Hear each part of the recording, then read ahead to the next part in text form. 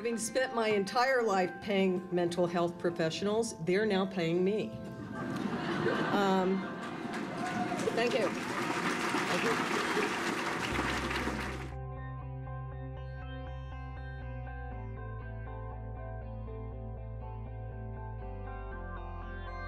Just to give you a little small window into my childhood, when I made a little money, my sister and I were redoing my mother's kitchen, and the tile guy was there retiling it. And my mother was a painter. She was married 7 times.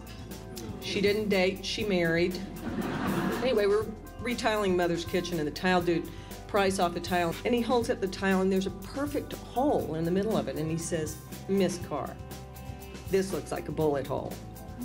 And my sister said, "Isn't that where you shot at Daddy?" My mother says, "Oh, no, no. That's where I shot at Larry. Over there is where I shot at your daddy."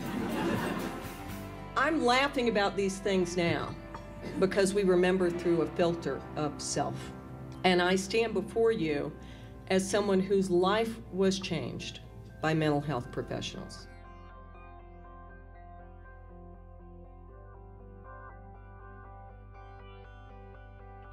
The stigma in our family for the mental illness in our family was such that when kids walked down the street, they would walk across everybody's yard, and when it came to our yard, they crossed the street. The stigma of mental illness is alive and well. Even though studies tell us that 1 in 5 suffers from some type of ailment each year, people are still embarrassed to seek for help. After my son was born in 1986, I became a daily drinker, and I couldn't stop drinking. I didn't drink during my pregnancy, thank God.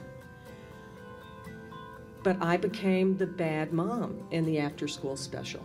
I remember sitting on the back porch, drinking Jack Daniels at night, and that was the highlight of my day. It wasn't bathing my son or going to the park with him. It wasn't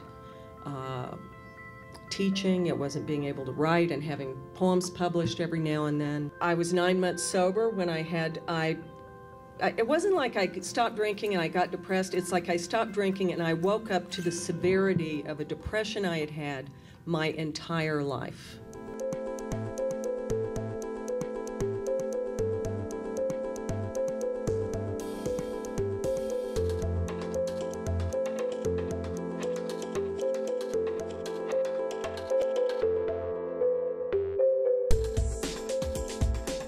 We are 2.5 times the national average with our rate. Our rate is 28 per 100,000 population. Nationally, it's 11.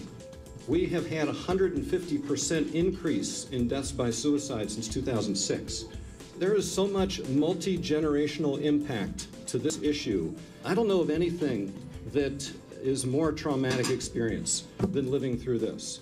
Suicide became the idea of it became a source of comfort to me.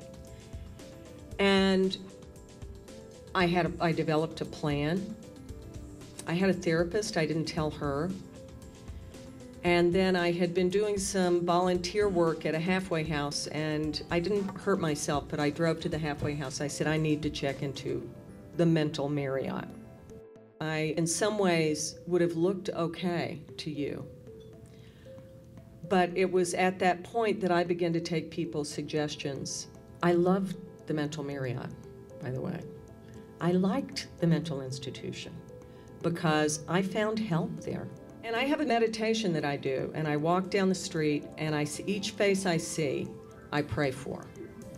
And if it's really bad, if my head is really talking to me and it never has good things to say, because I could still go this way, it's still talking to me, I try to imagine myself as that person. You know, they say imagine they're Jesus or something. I could never do that. But imagine myself inside that person's face. And what I see in this room are a group of people trying to imagine themselves in other people's faces. It takes a village to love people back to health. And this is that village. And I am very honored, however briefly, to be a citizen of it. Thank you. Thanks very much.